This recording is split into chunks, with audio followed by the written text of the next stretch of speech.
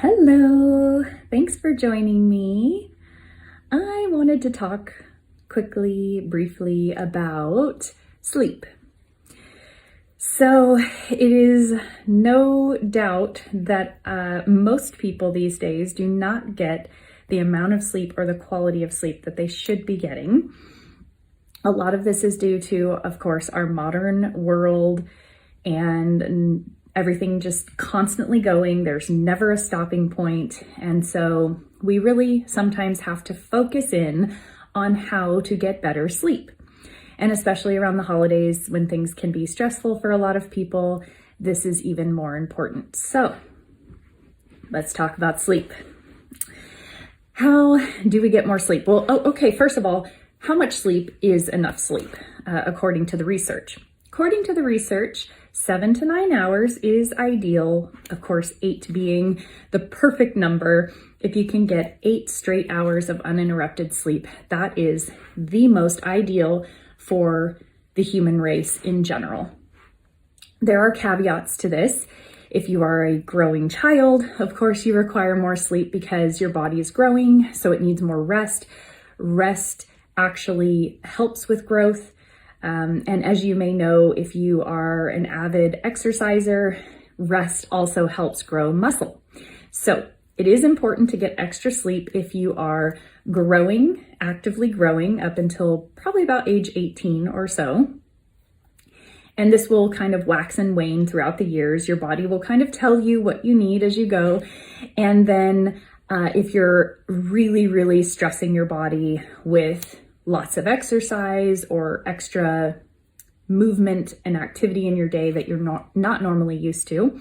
And I will also say that when I was in medical school, it was essential for my long-term memory. So I would study for 50 minutes, nap for 10 minutes, study for 50 minutes, nap for 10 minutes. And I did that for 12 hours straight on my days off of school.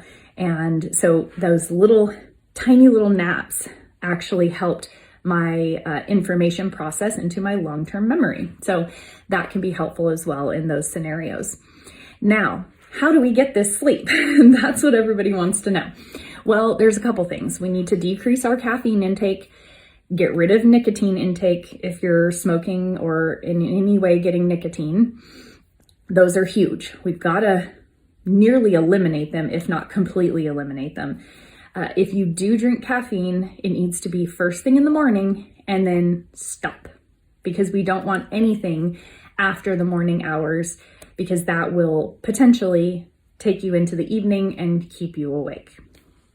This is also true of stimulant medications, okay? So we want to take those earlier in the day, not in the evening hours, because that will keep us awake. Also, we need to have, when we go to bed, we need a cool, quiet, dark environment. The ideal is somewhere between 60 and 65 degrees. And I know that sounds incredibly cold, but the idea is you want to be warm under your blankets, but breathing in cold air. That's the idea here, okay? Kind of takes us back to the days when we were living outdoors. We didn't have houses, and we would breathe that cold air all day. Then quiet, of course, and dark as you can possibly get it in your room, okay? So those 3 things are crucial. Then, on top of those, we also want to turn off electronics. And if you must have an electronic on to fall asleep, because some people just cannot fall asleep with a completely quiet, completely dark room. Their brains are too busy and they cannot do it. And I get that.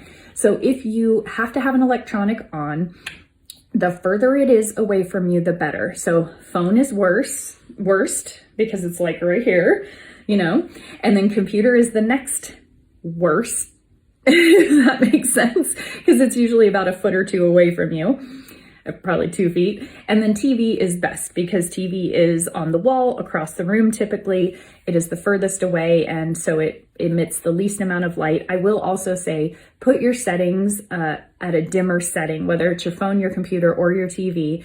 Put it at the dimmest setting you can, because that extra brightness will keep you awake. And then of course you want the volume very, very low, just enough that your brain can hear and register what's going on without actually staying awake for it. Another thing too is if you have electronics on, you want to use something that's familiar to you. If you're watching a new episode of something or listening to a new podcast, your brain is trying to actively engage, so it's not trying to fall asleep.